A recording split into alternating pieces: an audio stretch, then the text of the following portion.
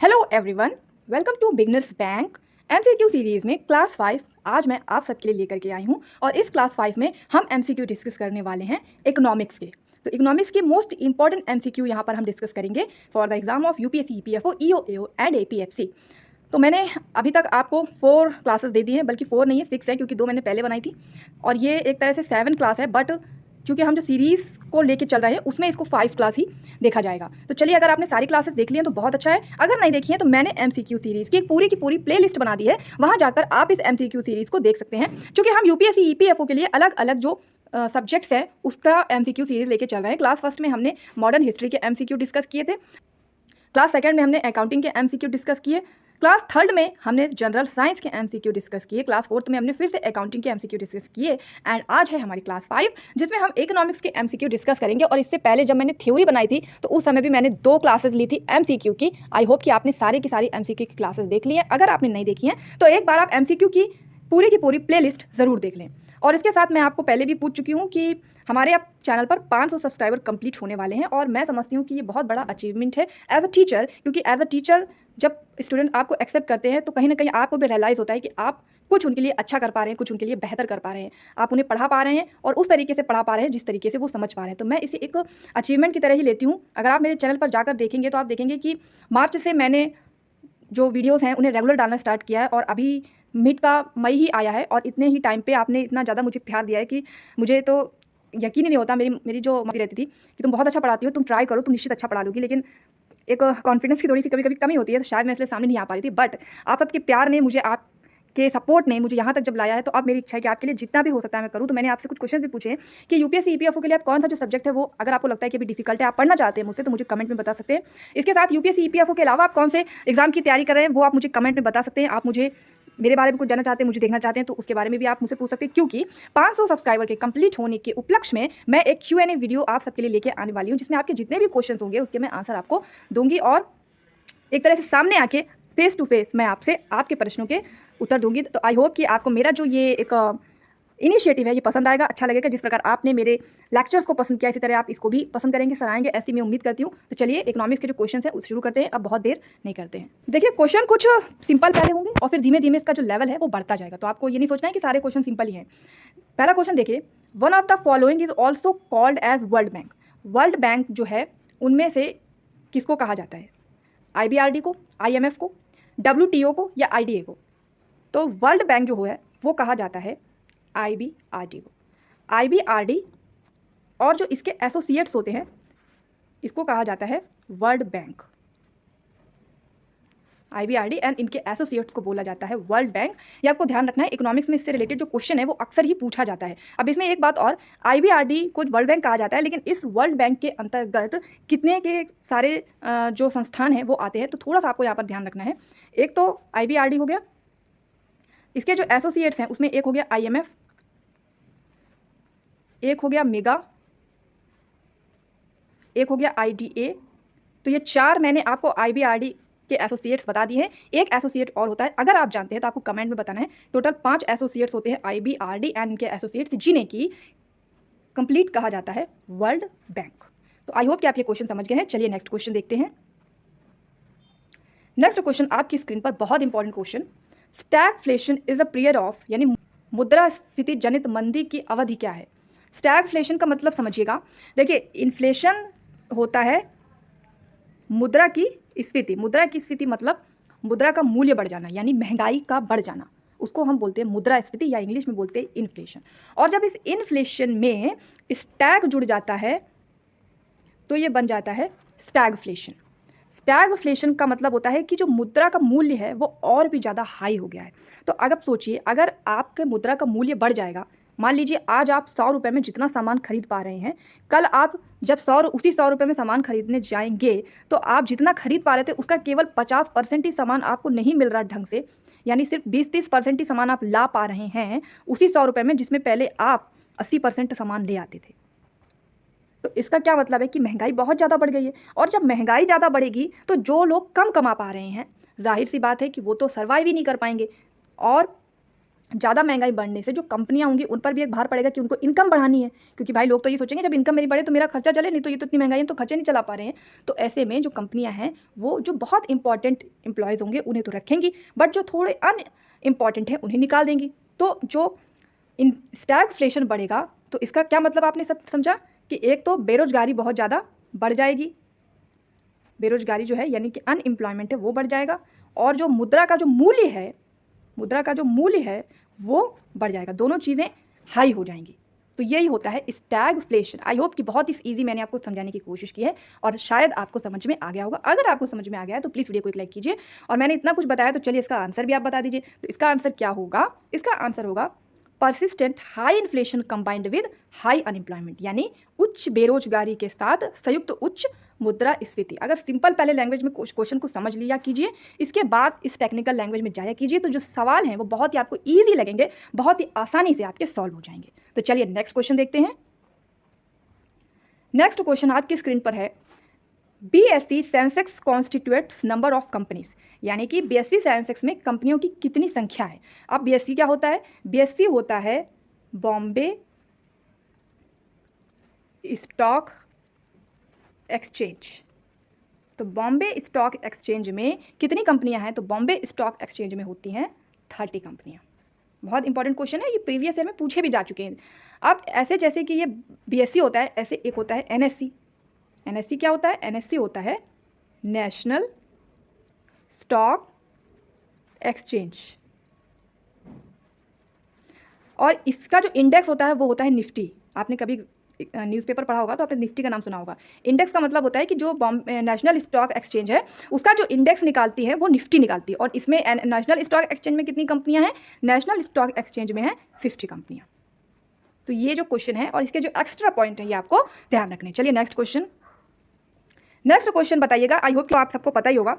In which year RBI was nationalised, किस वर्ष में आरबीआई का राष्ट्रीयकरण किया गया? तो आरबीआई का राष्ट्रीयकरण किया गया 1949 में। यदि पूरी डेट जानना चाहें तो 1 जनवरी 1948 नेशनलाइज किया गया आरबीआई को। नेशनलाइज का मतलब होता है कि जब आरबीआई स्टार्टिंग में बना था तो वो एज अ प्राइवेट था, लेकिन बाद में उसे भारत सरकार ने अपने अंदर में ले लिया, यानी अपने अंडर उसको ले लिया। इसी को बोलते हैं राष्ट्रीयकरण, नेशनलाइज्ड। अब आरबीआई गठित कब हुआ था? आरबीआई गठित हुआ था 1 अप्रैल 1935। ये सन आपको जो है ध्यान रखना है। और ये किस कमीशन के रिकमेंडेशन पे आरबीआई गठित किया गया था? तो आरबीआई गठित किया गया था Hilton young commission.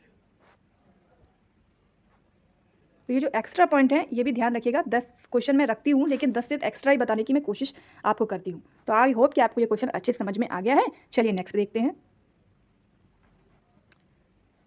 Which of the following is an example of cartel, निम्नलिखित में से कौन कार्टेल का उदाहरण है? देखिए कार्टेल होता है जब किसी कंपनी पे हम कुछ रेस्ट्रिक्शंस लगा देते हैं। हम मतलब गवर्नमेंट जब कंपनियों पे, यानी मान लीजिए विदेशी कंपनियां हैं तो उनका जो इंपोर्ट एक्सपोर्ट होता है उस पर कुछ रेस्ट्रिक्शंस होंगे, यानी कि वो कितना यहाँ पे ला सकते हैं अपने मटेरियल को, कितना यहाँ पे सेल कर सकते हैं, किस प्राइस पे सेल कर सकते हैं, ये सारी चीज़ें गवर्नमेंट निर्धारित करेगी, ना कि वो कंपनी निर्धारित करेगी। तो इसे बोलते हैं कार्टेल। और कार्टेल का जो एग्जाम्पल है वो है ओपेक।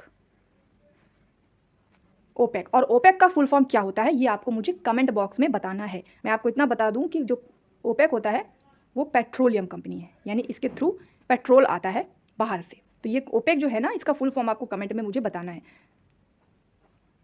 चलिए नेक्स्ट क्वेश्चन देखते हैं।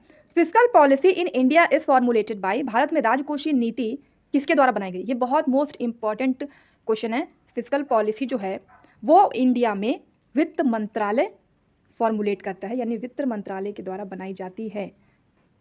और ये फिस्कल पॉलिसी करती क्या है? ये भारत में जितना भी गवर्नमेंट जो है वो जितना उसका इनकम होता है और जितना उसका एक्सपेंडिचर होता है उस पर फोकस करती है। इसी वजह से फिस्कल पॉलिसी बनाई जाती है। एक तरह से यदि सिंपली कहें तो टैक्स को रेगुलेट करने का काम फिस्कल पॉलिसी करती है। आई होप कि ये क्वेश्चन आप समझ गए होंगे। और हमारे 6 क्वेश्चन हो गए और आपको 10 क्वेश्चन कंप्लीट करने के बाद मुझे कमेंट बॉक्स में बताना है कि आपके कितने क्वेश्चन ठीक हुए, यानी 10 में से आपका कितना स्कोर आया। चलिए नेक्स्ट क्वेश्चन देखते हैं। What situation would result if government expenditure exceeds the government revenue on current account? यदि सरकार व्यय चालू खाते पर सरकार के राजस्व से अधिक हो तो क्या स्थिति होगी? यानी अगर सरकार का जितना पैसा वो राजस्व यानी जितना उसके पास आ रहा है, जितना वो कमा पा रही है, उससे अधिक उसका खर्चा हो रहा है, तो ऐसी स्थिति को क्या कहते हैं कि भाई मान लीजिए आपने बजट बनाया, मान लीजिए आपने बजट बनाया और आपने सोचा कि मेरे 100 रुपये का मैं बजट बनाता हूँ, मैं 100 रुपये जो है वो 2 दिन में खर्च करूँगा। बट हुआ क्या कि 100 की जगह पे आपके 120 रुपये खर्च हो गए। तो अब ये बजट आपका गड़बड़ हो गया ना, आपने जो बजट बनाया था उसमें तो कमी हो गई, क्योंकि आपने कम का बजट बनाया, ज़्यादा को तो बना नहीं पाए आप। तो अगर सरकार के पास राजस्व कम आ रहा, मतलब राजस्व उसका कम आ पा रहा है लेकिन उसका खर्चा ज़्यादा हो रहा है, यानी उसके पास पैसा कम है, खर्चा ज़्यादा हो गया, तो बजट में कमी हो गई, उतना बजट बना नहीं पाई जितना बनाना चाहिए। तो क्या बोलेंगे? बजट में कमी, यानी डेफिसिट बजटिंग। डेफिसिट बजटिंग बोलेंगे या फिर इसको डेफिसिट फाइनेंसिंग भी बोल सकते हैं। तो आई होप कि ये क्वेश्चन आप अच्छे समझ गए हैं। चलिए नेक्स्ट क्वेश्चन पर बढ़ते हैं।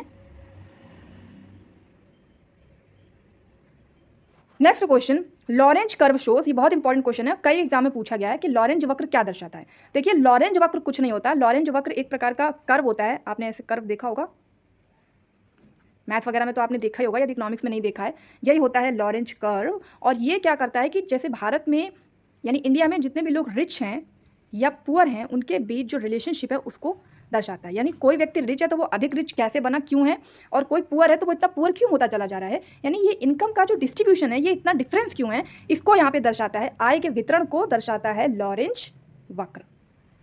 आई होप कि ये क्वेश्चन आप अच्छे से समझ गए हैं। चलिए नेक्स्ट पे बढ़ते हैं। 9th क्वेश्चन पर हम आ गए हैं और आपको 10 में से कंप्लीट होने के बाद मुझे कमेंट में ज़रूर बताना है कि आपका कितना स्कोर बना। Which of the following areas make the largest contribution to national income in India? बहुत इंपॉर्टेंट क्वेश्चन है। निम्नलिखित में से कौन सा क्षेत्र भारत में राष्ट्रीय आय में सबसे बड़ा योगदान करता है? राष्ट्रीय आय में सबसे बड़ा योगदान करता है नेशनल इनकम में। देखिए भारत में वैसे तो राष्ट्रीय आय का मतलब क्या होता है, भारत में जो भी व्यक्ति कमा रहा है, जब सारे लोग मिलकर के कमाएंगे तो भारत की आय बनेगी। भाई आप अकेले कमा रहे हैं तो आपकी इनकम हो गई पर्सनल इनकम, और सारे लोग मिलकर कमा रहे हैं भारत में रहने वाले, तो वो राष्ट्रीय आय हो गई, यानी कि नेशनल इनकम, जो कि होती है NNP एट फैक्टर कॉस्ट, यानी net national product at factor cost. तो इसमें कोई व्यक्ति मान लीजिए सेवाएं दे रहा है, जैसे मैं आपको पढ़ा रही हूँ, मैं सेवाएं दे रही हूँ।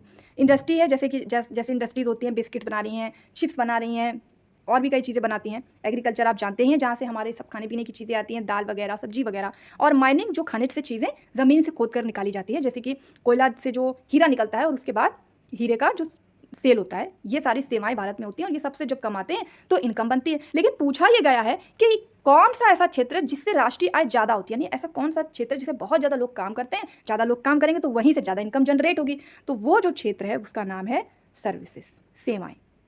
सेवाओं से सबसे ज़्यादा नेशनल इनकम जनरेट होती है, ध्यान रखना है। फर्स्ट नंबर पे हमारा सर्विसेज है और सेकेंड नंबर पे हमारा इंडस्ट्री है। आई होप कि ये क्वेश्चन आप समझ गए हैं और जो एक्स्ट्रा पॉइंट है उसे भी आप समझ गए हैं। चलिए नेक्स्ट पे आते हैं। And next and the last question हमारा आ गया है, आपको बताना है, बहुत इंपॉर्टेंट क्वेश्चन। अर्थशास्त्र में ग्रेशम का नियम किससे संबंधित है? Gresham's laws in economics relates to, तो अर्थशास्त्र में जो ग्रेशम का नियम होता है वो होता है सर्कुलेशन ऑफ करेंसी, यानी मुद्रा के सर्कुलेशन पर। इसको कैसे आप समझेंगे? देखिए जैसे क्या होता है, एक होता है बैड मनी, एक होता है गुड मनी। अब ये बैड मनी गुड मनी का मतलब क्या होता है? बैड मनी गुड मनी का मतलब होता है, मान लीजिए आपके पास एक 10 रुपये का नोट है जो कि पुराना है, यानी पहले छपा हुआ होता है कई साल पहले का, और अभी भारत सरकार ने नया नोट निकाल दिया है, वो आपके पास है। तो जो पुराना था वो बैड था और जो नया था वो गुड था। भाई जो नई चीज़ होती है ना वो अच्छी लगती है तो उसको गुड समझ लीजिए आप, इस तरह से। तो होता क्या है कि जब आपके पास कोई चीज़ पुरानी होती है तो आप क्या कोशिश करते हैं कि पुरानी चीज़ को पहले हटा देता हूँ, नई चीज़ तो बढ़िया लग रही, सुंदर लग रही, इसको रख लेता हूँ। तो बस यही है कि अगर ग्राम्स लॉ जो है वो ये दर्शाता है कि अगर ग्राम्स लॉ आपका इंक्रीज़ हो रहा है तो इसका मतलब है कि इकोनॉमी में बैड जो करेंसी है वो ज़्यादा बढ़ रही है, क्योंकि लोग इसको ज़्यादा से ज़्यादा प्रयोग कर रहे हैं, तो ये मार्केट में ज़्यादा से ज़्यादा सर्कुलेट हो रही है, क्योंकि जो आपके पास पुराना नोट है आप उसे जल्दी से जल्दी खर्च करेंगे तो वो चली जाएगी सिस्टम में, और जो नया होगा उसे आप संभाल के रखेंगे कि ये तो बड़ा सुंदर प्यारा सा नोट है, इसको मैं रख लेती हूँ। तो बस यही हो जाता है कि आप इसको रख लेंगे, इसको निकाल देंगे। लो दर्शाता क्या है? सर्कुलेशन ऑफ मनी, यानी मुद्रा का सर्कुलेशन। आई होप कि ये सारे क्वेश्चन आपको अच्छे से समझ में आ गए हैं। अगर आपको वीडियो अच्छा लगा है तो प्लीज़ वीडियो को एक लाइक और शेयर ज़रूर कीजिएगा। चैनल पर अगर नए हैं तो चैनल को सब्सक्राइब कर लीजिएगा। इसके साथ हमारा इसके साथ हमारा एपीएफसी का ये कंप्लीट पीडीएफ पैकेज है। अगर आप लेना चाहें तो इसमें ये जितने भी टॉपिक्स हैं सारी की सारी पीडीएफ आपको मिल जाएंगी 499 में। और ईओएओ के लिए आप कंप्लीट पीडीएफ इन 3 सब्जेक्ट्स के ले सकते हैं, industrial relation, social security laws and social security schemes की 399 में। ये पीडीएफ लेने के लिए हमसे संपर्क करने के लिए आप डिस्क्रिप्शन को एक बार जरूर चेक कर लीजिए, क्योंकि डिस्क्रिप्शन में हमारा ईमेल आईडी, हमारा व्हाट्सएप नंबर सब कुछ है। लेकिन आप प्रेफर कीजिएगा ईमेल आईडी को, ताकि मैं पर्सनली आपकी जो ये पीडीएफ की जो रिक्वेस्ट है इसे देख सकूँ, समझ सकूँ। ईमेल को मैं डेली चेक करती हूँ, इसलिए इसमें मैं ज़्यादा एक्टिव हूँ। और इसके साथ ही जो हमारी एमसीक्यू की जितनी भी पीडीएफ है वो मैंने सारी की सारी पीडीएफ, और जो पहले मैंने थ्योरी की पीडीएफ दी है वो सारी की सारी पीडीएफ आपको हमारे टेलीग्राम पर मिल जाएंगी। टेलीग्राम चैनल का जो लिंक है वो भी आपको डिस्क्रिप्शन में मिल जाएगा, तो एक बार डिस्क्रिप्शन को जरूर चेक कर लीजिए। मिलते हैं नेक्स्ट वीडियो में। Thank you.